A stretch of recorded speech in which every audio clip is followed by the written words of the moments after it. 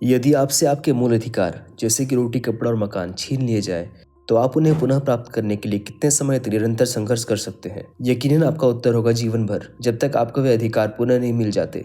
ठीक ऐसा संघर्ष पूर्ण जीवन रहा है उन टाना भक्तों का, जिनकी जमीन अंग्रेजी सरकार द्वारा छीन कर नीलाम कर दी गई थी, जो कि आज तक उन्हें वापस नहीं मिली है। वो टाना भगत जो अपनी जमीन को वापस पाने के लिए पिछले 100 वर्षों से सरकार से लड़ रहे हैं, लेकिन आज भी सरकार उन्हें उनका मूल अधिकार यानी कि उनकी जमीन लौटाने में असफल है। टाना भगत समुदाय, जिनके अनमोल योगदान को हर साल झारखंड स्थापना दिवस पर पूरे राज्य में सम्मानित और सम्मानांकित किया जाता है। गांधीवाद के समर्थक, अहिंसा के मार्ग पर चलने वाले और सत्याग्रह और स्वदेशी आंदोलन में योगदान देने वाले टाना भक्तों को आखिर क्यों अपने ही राज्य में उनके मूल अधिकार से वंचित रखा जा रहा है? तो आइए जानते हैं छोटा नागपुर के उरांव जनजाति से जन्मे टाना भगत के इतिहास और इस समुदाय के बारे में। इसे किसने शुरू किया, ये शुरू क्यों हुआ और धार्मिक और राजनीतिक मुद्दों से लेकर राष्ट्रीय आंदोलन तक इस समुदाय की भूमिका और सन 1914 के टाना भगत आंदोलन में इनकी मांग के बारे में। टाना भगत समुदाय को जानने से पहले हमें आदिवासी उरांव जनजाति के बारे में जानना होगा कि उरांव जनजाति के लोग हैं कौन और इनके समुदाय में ऐसा क्या गलत हो रहा था जिसे रोकने के लिए जतरा भगत ने उन्हें ज्ञान और सत्य के मार्ग पर चलने का आग्रह किया, जिनके बारे में हम आगे बात करेंगे।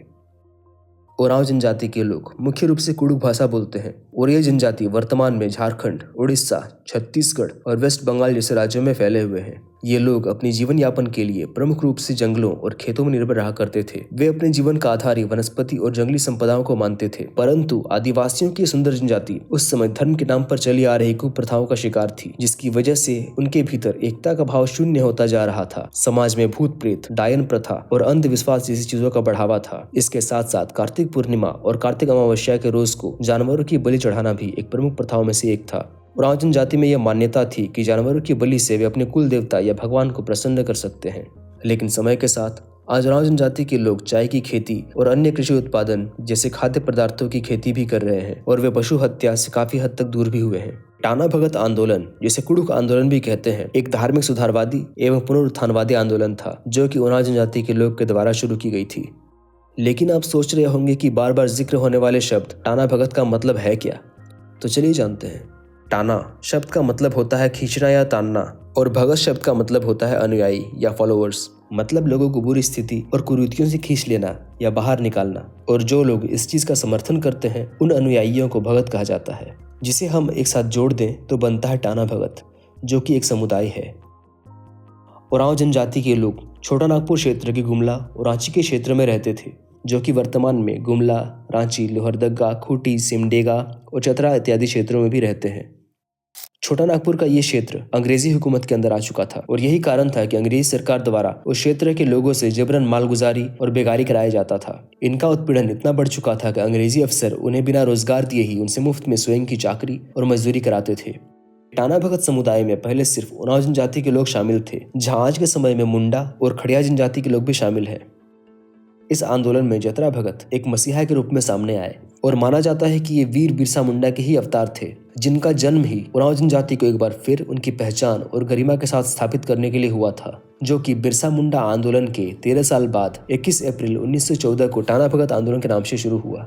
इस आंदोलन को बिरसा मुंडा आंदोलन का ही एक अग्रभाग माना जाता है। जतरा भगत का जन्म 2 अक्टूबर 1888 को चिंगरी के नवाटोली गांव में हुआ, जो कि बिशुनपुर के अंतर्गत आता है। जतरा भगत के पिता का नाम कोहरा भगत, जिसे केंद्ला भगत भी कहा जाता है, और उनकी माता का नाम लिबरी भगत था। जतरा भगत की पत्नी भी थी, जिनका नाम बुधनी उरांव था, और उनके गुरु जो उन्हें ओझा तंत्र मंत्र की विद्या सिखाया करते थे, उनका नाम था तुरिया भगत। लेकिन जतरा भगत ने आज से 110 साल पहले ऐसा क्या किया जिसके बाद हजारों की संख्या में लोगों ने मांस, मदिरा, पशु बलि जैसी चीजों का त्याग कर दिया? इसके पीछे 2 बातें सुनने को मिलती है। एक में ये कहा जाता है कि सन 1914 में जब 25 वर्षीय जतरा भगत अपनी युवा अवस्था में थे तो एक रात अचानक उन्हें स्वप्न आता है, जिसमें उरांव जनजाति के भगवान धर्मेश ने उन्हें दर्शन दिए और समाज में धार्मिक और सांस्कृतिक कुरीतियों को दूर करने को कहा। दूसरे कहानी में ये कहा जाता है कि एक दिन जब वे उनके गुरु तुरिया भगत से शिक्षा लेकर वापस घर लौट रहे थे, तभी उन्हें ज्ञान प्राप्ति हुई।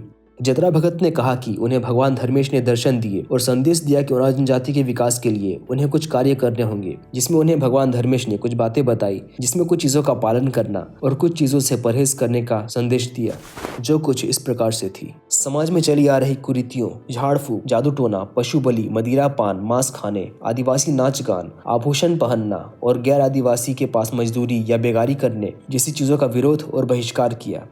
और वहीं एकेश्वरवाद की बात की गई, जहां सिर्फ एक भगवान की पूजा करने की बात कही गई, जिसमें भगवान धर्मेश को एकमात्र परमेश्वर बताया और उन्हीं की उपासना करने को कहा। शाकाहारी और सहज जीवन को जीने, सफेद वस्त्र को धारण करने के लोगों को प्रोत्साहित किया, किसी भी प्रकार के कर देने का विरोध किया और झूम खेती करने पर बल दिया, जिसे हम शिफ्टिंग कल्टीवेशन भी कहते हैं। गाय और बैल को पवित्र पशु माना, जिसका एक अलग परिणाम ये भी निकला कि अनुयायियों ने खेती करना बंद कर दिया, क्योंकि उनका मानना था कि वे गाय बैल जैसे पवित्र पशु को कष्ट कैसे दे सकते हैं। जतरा भगत ने ये सारी बातें बिल्कुल निडर होकर सबके सामने रखी और लोगों को इस बात से अवगत किया कि यदि उन्हें एक अच्छी जिंदगी चाहिए और आगे बढ़ना है तो उन्हें अपने अंदर की गंदगी को खत्म करना होगा। तभी वे सब एक होकर उस समय हो रहे जमींदारों के बढ़ते शोषण के खिलाफ आवाज उठा पाएंगे और इसका सामना कर पाएंगे। उपदेश देने के पश्चात जतरा भगत ने लोगों को उनके अनुभव से विपरीत ज्ञान बांटना शुरू किया। जहां सभी लोगों को बलिदान पर विश्वास था, वहीं उन्होंने पशु प्रेम सिखाया। जहां सभी लोग बलवान और सत्ताधारियों को ताकतवर समझते थे, वहीं उन्होंने अहिंसा और शांति की ताकत दिखाई। हजारों की संख्या में लोगों ने उनकी सीख को अपनाया। इसी सोच के साथ उरांव जनजाति के लोग टाना भगत समुदाय से जुड़े, जिनकी विचारधारा ने सन 1917 में आंदोलन का रूप लिया। जतरा भगत की लगाई चिंगारी से उनके जीते जी ही उरांव जनजाति के लोगों में काफी परिवर्तन आए। अब लोग अंधविश्वासी चीजों को महत्व देना बंद कर चुके थे, गांधीवाद के मार्ग पर चलते, अंग्रेजी चीजों को छोड़ वे स्वदेशी चीजें अपनाने लगे थे। खाने में भी अंग्रेजों द्वारा बनाए जाने वाले आयोडाइज सॉल्ट का इस्तेमाल ना कर वे रॉक सॉल्ट का इस्तेमाल करते थे। आंदोलन की शुरुआत के दौरान जब यह आंदोलन सुर्खियों में आने लगा, तो फिर जतरा भगत को बिशुनपुर के एसडीएम ने बुलाया और उन्हें और उनके साथ अनुयायियों को 1.5 साल की कैद की सजा सुनाई। लेकिन इनके अच्छे व्यवहार की वजह से इन्हें 1.5 साल पूरे होने से पहले ही ये चेतावनी देकर रिहा कर दिया गया कि टाना भक्तों को मानने वालों को खेती ना करने, टैक्स ना देने, मजदूरी ना करने जैसी चीजों का विरोध करना बंद करना होगा। कहा जाता है कि उनका जेल में अत्यधिक उत्पीड़न हुआ, जिस वजह से वे जेल से बाहर आने के बाद मात्र 2 माह से भी कम समय के लिए जीवित रह सके और सन 1916 में अचानक से उनकी मृत्यु हो गई। लेकिन उनकी मृत्यु के बाद भी यह आंदोलन चलता रहा और कहा जाता है कि जतरा भगत की पत्नी बुधनी उरांव ने इसे आगे बढ़ाने का कार्य किया और कई और लोग भी इस आंदोलन से जुड़े, जिनमें मुख्य तौर पर देवमनिया भगत, शिबू भगत, बलराम भगत, भीखू भगत के नाम सामने आते हैं। तो अगर हम सिसई की देवमनिया भगत की बात करें तो ये महिला भगत जतरा भगत की समकालीन थी। फिर आते हैं शिबू भगत, जो कि मांडर के रहने वाले थे। इनके बारे में एक कहानी प्रचलित है कि इनकी मृत्यु हो गई थी, लेकिन कुछ समय के बाद वे फिर से जिंदा हो गए थे और वापस जिंदा होने के बाद इन्होंने लोगों से कहा कि मेरी भगवान धर्मेश से साक्षात्कार हुई और भगवान धर्मेश ने मुझे उरांव जनजाति के लोगों और उरांव समाज के उत्थान के लिए भेजा है। और फिर शिबू भगत दामोदर नदी के किनारे आए। उन्होंने एक बकरा काटा, उसका मांस खाया और लोगों से कहा कि जो आंदोलन शुरू किया गया था अब वो पूरा हुआ और अब टाना भगत के लोग मांस का सेवन कर सकते हैं। जिससे टाना भगत के अनुयायी 2 भागों में बट गए, जिसमें मांस खाने वाले मांसाहारी टाना भगत को जुलाहा भगत कहा गया और जो मांस नहीं खाते और अरवा चावल खाते हैं ऐसे टाना पंथ को अरवा भगत कहा गया। फिर तीसरे अनुयायी आते हैं जो थे घाघरा के बलराम भगत। इन्होंने गाय और बैल को पवित्र पशु के रूप में मानने वाली विचारधारा पे ज्यादा जोर दिया, जिसके वजह से इन्होंने खेती पे प्रतिबंध लगा दिया और खेती ना करने की बात लोगों के सामने रखी। लेकिन यहाँ एक प्रश्न खड़ा हुआ कि अगर टाना भगत खेती नहीं करेंगे तो वे खाएंगे क्या? तो इन्होंने दूध और दूध से बनने वाली खाद्य सामग्री जैसे घी, दही, मक्खन जैसी चीजों का सेवन करना शुरू किया। देखा जाए तो बलराम भगत ने गो हत्या को निषेध किया और गो रक्षा पे बल दिया और इस कारण से इनके जो पंथ हुए वे गो रक्षा भगत संप्रदाय कहलाए। अगले टाना भगत जिनकी हम बात करेंगे वो थे बिशुनपुर के भीखू भगत। ये हालांकि थोड़े अलग सोच के व्यक्ति थे।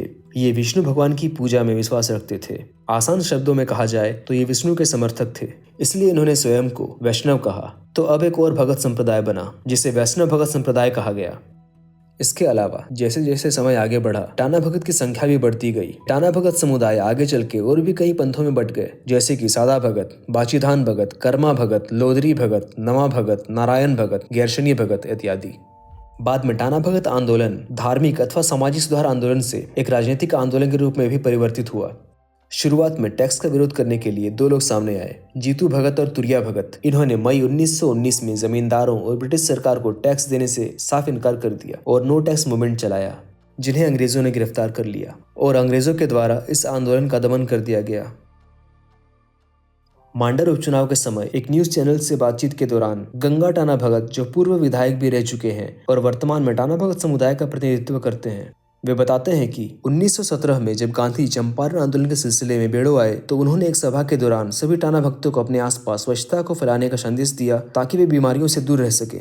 उन्होंने सबसे पूर्व स्वच्छता को अपनाने का मार्ग दिखाया। बापू आए थे यहाँ 1917 में ही यहाँ आए थे, टाना भक्तों के साथ आए और वहाँ पर 2 दिन तक ठहरे हैं बेड़ों में ही, और उसके बाद जुलूस के साथ उन्होंने स्वच्छता अभियान पहले से शुरू किया। हालांकि सन 1917 वाली बात ऑफिशियली कंफर्म देखने को नहीं मिलती। हाँ, लेकिन 1925 में गांधी जी के साथ टाना भक्तों की मिलने की बात किताबों में देखने को मिल जाएंगी, जिसकी चर्चा हम आगे करेंगे। तो आइए राष्ट्रीय आंदोलन में टाना भगत की भागीदारी को जानते हैं। टाना भगत राष्ट्रीय स्तर पर गांधी जी और कांग्रेस से काफी ज्यादा प्रभावित थे और उनके द्वारा किए जाने वाले सभी आंदोलन अहिंसक थे और गांधी जी के मार्ग का अनुसरण करते थे। टाना भगत सफेद एवं खादी के कपड़े और पैरों में चप्पल पहनते, बशर्ते वो चमड़े का ना हो। इनकी सूर्योदय की शुरुआत ही तिरंगे को प्रणाम करने से होती है। हाथों में घंटी और घंटे को बजाकर एक लय में पूरा समूह एक गाने गाता।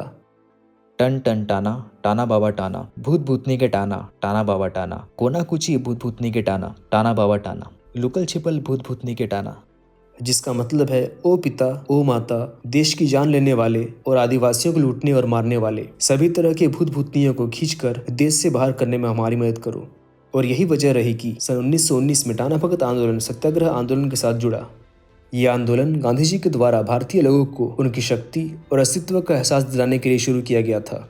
जहां सभी लोगों के लिए शक्ति की परिभाषा केवल बल का इस्तेमाल करना था, वहीं गांधी जी ने सभी को शक्ति और ताकत का एक दूसरा रूप दिखाया जो केवल अहिंसा को मानता था। उन्होंने सभी भारतीयों को यह दिखाया कि बिना किसी हिंसा और बल के इस्तेमाल किए भी सामूहिक रूप में एक बड़ा प्रभाव डाला जा सकता है, और यही थी शांति और अहिंसा की ताकत। आज भारत की आज़ादी में सत्याग्रह आंदोलन की विशेष भूमिका है। ये केवल अंग्रेजों के खिलाफ एक आंदोलन नहीं था, बल्कि हर उस व्यक्ति की शक्ति बना जो स्वयं को कमजोर मान सारे अत्याचार सह रहा था। असहयोग आंदोलन सन 1921। इस आंदोलन में एक व्यक्ति सामने आए जिनका नाम था सीधो भगत, जो कि लोहरदगा कुड्डू थाना के निवासी थे। सन 1921 के असहयोग आंदोलन में वे शामिल हुए, जिसमें विदेशी चीजों का बहिष्कार किया जा रहा था। तो उस समय उन्होंने शराब की दुकान के बाहर धरना देना शुरू किया और शराब का बहिष्कार करने के लिए कार्य किया। कांग्रेस गया अधिवेशन दिसंबर 1922, जिसमें चितरंजन दास इस अधिवेशन के अध्यक्ष बने। इस अधिवेशन में भाग लेने के लिए झारखंड से लोगों ने पैदल चलना शुरू किया और इसमें हिस्सा लिया। किताबों के अनुसार टाना भगत पहली बार गांधी जी से सन 1925 में रांची सम्मेलन में मिले। इसके तुरंत बाद सन 1926 में डॉक्टर राजेंद्र प्रसाद जी को आर्य समाज के लोगों ने एक कार्यक्रम के लिए रांची बुलाया, जहां खादी प्रदर्शनी की शुरुआत की, जिसमें टाना भगत के लोग भी शामिल थे। नागपुर अधिवेशन दिसंबर 1928। इसमें टाना भक्तों ने नागपुर जाकर नागपुर अधिवेशन में भागीदारी ली। सविनय अवज्ञा आंदोलन सन 1930। सन 1930 का सविनय अवज्ञा आंदोलन, जिसमें इस आंदोलन के दौरान बारदोली गुजरात में वल्लभ भाई पटेल ने नो टैक्स मूवमेंट चलाया। टाना भगत ने भी इस आंदोलन का समर्थन किया और इसी आंदोलन के तर्ज पर झारखंड में चौकीदारी कर और अन्य कर देना बंद कर दिया। सन 1930 में ही नमक सत्याग्रह के दौरान नमक ना बना पाने की वजह से टाना भक्तों ने नमक खाना भी छोड़ दिया था, जो कि पूरे देश के लिए एक संदेश के रूप में छाया कि इस हद तक आंदोलन का चलाया जाना कि खाने तक में नमक का उपयोग ना किया जाना देशभक्ति की एक अलग मिसाल कायम करता है और लोगों को इससे प्रेरणा लेनी चाहिए। जब टाना भक्तों ने टैक्स देने से इनकार कर दिया तो अंग्रेजों ने इनकी जमीन को इनसे छीनकर नीलाम कर दिया। टाना भगत आंदोलन के दौरान टाना भक्तों को कई बार दबाया गया। अंग्रेजी सरकार ने उनका आत्मविश्वास तोड़ने के लिए उनकी जमीन तक को नीलाम कर दिया। इसके बाद भी उन्होंने हार नहीं मानी। रामगढ़ अधिवेशन सन 1940। फिर आता है 1940 का रामगढ़ अधिवेशन, जो कि झारखंड का एकमात्र हुआ कांग्रेस अधिवेशन था। कहा जाता है इस आंदोलन में टाना भगत ने गांधी जी को एक पोटली में 400 रुपए भेंट किए थे। भारत छोड़ो आंदोलन सन 1942। इस आंदोलन में भी टाना भक्तों की एक अहम भूमिका थी। इस आंदोलन के दौरान उन्होंने बिशुनपुर के थाने में कब्जा कर लिया था और इसी प्रकार आशीर्वाद भगत ने लोहरदगा के कुड्डू थाना में कब्जा कर लिया था। पर हैरानी की बात तो यह है, जिन टाना भक्तों ने अंग्रेजों के खिलाफ इतने संघर्ष किए, उनके संघर्ष आज भी खत्म नहीं हुए हैं। कुछ साल पहले भी डाल्टनगंज में टाना भक्तों ने ठीक ऐसा ही विरोध किया, जहां उन्होंने स्टेशन पर जाकर धरना लगाया और उनकी जमीन सरकार द्वारा लौटाए जाने की मांग रखी। उनका कहना था कि आज आज़ादी के इतने वर्षों बाद भी सरकार उन्हें उनकी जमीन वापस नहीं दिला पाई है। डाल्टनगंज के आंदोलन में टाना भक्तों ने CNT एक्ट यानी कि छोटा नागपुर टेनेंसी एक्ट धारा 145 को पुनः लागू करने की बात की थी, जो कि 1980 में हटा दिया गया था। ये एक्ट आदिवासी जनजातियों के अधिकारों की सुरक्षा हेतु बनाया गया था। इस धारा के अंतर्गत यदि दो पक्षों में किसी जमीन पर मालिकाना हक का विवाद हो रहा हो और उनमें से किसी एक को मजबूरन उस जमीन से बेदखल किया जा रहा हो, तो इस कानून का इस्तेमाल करके ऐसे होने से रोका जा सकता है। यानी जब तक कानूनी मुद्दा सुलझ नहीं जाता, इस एक्ट के तहत जो व्यक्ति या परिवार उस जमीन पर रह रहे हैं या काम कर रहे हैं, वे अंतिम फैसला आने तक उस जमीन में अपनी जगह बना के रह सकते हैं। वहीं दूसरी ओर लोहरदगा, लातेहार, गुमला और रांची जैसे शहरों में भी झारखंड स्थापना दिवस 2018 को लोग इकट्ठा हुए थे, जहां उनका कहना था कि उनकी मांगे पूरी करने की जगह उन्हें सदैव एक झूठा आश्वासन ही मिला। वे जतरा भगत द्वारा लिखे हुए उल्लेख आज भी अपने पास रखते हैं और उसी मार्ग पर चलते हैं। गांव में रहने वाले टाना भगत भी जमीनी मुद्दे के ऊपर अपनी राय प्रस्तुत करते हुए दिखाई देते हैं। उनका कहना है कि सरकार ने उन्हें 50% जमीन ही लौटाई है और बाकी 50% जमीन आज भी उन्हें वापस नहीं मिली है। यहाँ प्रश्न उठता है, तो क्या सरकार ने खुद भी इस जमीन के नुकसान को भरने के लिए टाना भक्तों को कोई जमीन नहीं दी? उनका कहना है कि सरकार ने उन्हें कॉम्पनसेट करने के लिए जमीन तो दी, परंतु ये वो जमीन थे जिसके ऊपर विवाद हो सकता था। टाना भगत आंदोलन के प्रभाव। जैसे ही भारत आजाद हुआ, सन 1948 में एक कानून बनाया गया जिसका नाम था टाना भगत रैयत एग्रीकल्चरल लैंड रेस्टोरेशन एक्ट 1948। ये एक्ट कहता है कि सन 1913 से लेकर सन 1942 तक जितने भी जमीन टाना भगत के थे, जिसे अंग्रेजों ने नीलाम कर दिया था, वो जमीन टाना भगतों को वापस कर दी जाए। वो कृषि योग्य भूमि जिसके वे रैयत थे। झारखंड सरकार द्वारा टाना भक्तों के लिए कुछ किए गए विशेष कार्यों में सन 1956 से लेकर 2018 तक इनके भूमि लगान को माफ कर देना और वर्तमान सरकार द्वारा इन्हें 2000 रुपए प्रति वर्ष खादी वस्त्र के लिए दिए जाना शामिल है। और हाल ही में लातेहार में आंदोलन के दौरान इन्होंने लातेहार के टोरी स्टेशन में रेल ब्लॉक कर दी। ये आंदोलन 55 घंटे तक चला, जिसपे CM हेमंत सोरेन के आश्वासन पे इस आंदोलन को खत्म किया गया, जिनमें इनकी मांग स्वशासन की रही, यानी कि कॉन्स्टिट्यूशन के शेड्यूल 5 के तहत ये अपनी शासन खुद ही चलाएंगे। वर्तमान में पूरे झारखंड में टाना भक्तों के लगभग 5000 परिवार हैं, जिनकी कुल जनसंख्या लगभग 30,000 है। आज भी टाना भगत समुदाय के लोग जतरा भगत की सीख के अनुसार अपना जीवन यापन करते हैं, गांधी जी की विचारधारा पे चलते हैं और प्रतिदिन गांधी जी और तिरंगे की पूजा करते हैं, जिसमें बृहस्पतिवार को विशेष पूजा होती है। आज भी विभिन्न जगहों पर टाना भगत अपने विभिन्न कार्य करते समय तिरंगे अपने साथ लिए दिख जाएंगे, और साथ के साथ वैसे तिरंगे भी जो आजादी से पहले जिसमें अशोक चक्र की जगह चरखा बना हुआ होता था, वैसे तिरंगे भी देखने को मिल जाएंगे। ये टाना भगत समुदाय के परिवारों में तिरंगे का होना बिल्कुल ऐसा है जैसे एक हिंदू परिवार में तुलसी का होना। आंदोलन के समय टाना भगत अक्सर अपने साथ एक झोली रखते थे, जिसमें वे शंख रखा करते थे, जो अंग्रेजों के विरुद्ध आजादी के शंखनाद का प्रतीक था। इसके अलावा वे अपने हाथ में एक घंटी भी रखा करते थे। आज के समय में भी अधिकतर टाना भगत जतरा भगत के बताए हुए रास्ते पर चलते हैं। वे मांस नहीं खाते, उनका जीवन काफी सादा होता है और वे अधिकतर आधुनिक उपकरणों जैसे कि रेफ्रिजरेटर और AC का इस्तेमाल भी नहीं करते। इसके अलावा वे अपना खाना भी स्वयं ही बनाते हैं और अक्सर खुली जगहों पर रहना पसंद करते हैं। ये सफाई का भी अधिक ख्याल रखते हैं। उनके इसी सीधे साधे और प्राकृतिक जीवन शैली की वजह से कोविड महामारी के दौरान भी विश्वस्त थे, जहां संपूर्ण विश्व इस महामारी से अपने प्राण गंवा रहा था। वहीं टाना भक्तों का समुदाय अपना जीवन शांति से व्यतीत कर रहा था। और कहा जाता है कि कोविड के दौरान कोरोना वायरस उन तक कभी पहुंचा ही नहीं, जो कि काफी हैरान करने वाली बात है। यदि हम टाना भक्तों के विकास की बात करें तो सरकार के अनुसार उन्हें करीबन 4 करोड़ 65 लाख का आवंटन भेजा है, जिसका इस्तेमाल टाना भक्तों के विकास के लिए किया जाएगा। लेकिन अभी तक इसका कोई उपयोगिता प्रमाण यानी कि यूटिलिटी सर्टिफिकेट अभी तक नहीं मिला है। तो ये थी टाना भक्तों की कहानी। लेकिन सवाल ये उठता है कि क्या सरकार इनकी जमीन इन्हें वापस दिला पाएगी, और क्या इनकी मांगों को सरकार गंभीरता से लेकर इनके हित के लिए कोई कानून निकालेगी? ये तो वक्त ही बताएगा।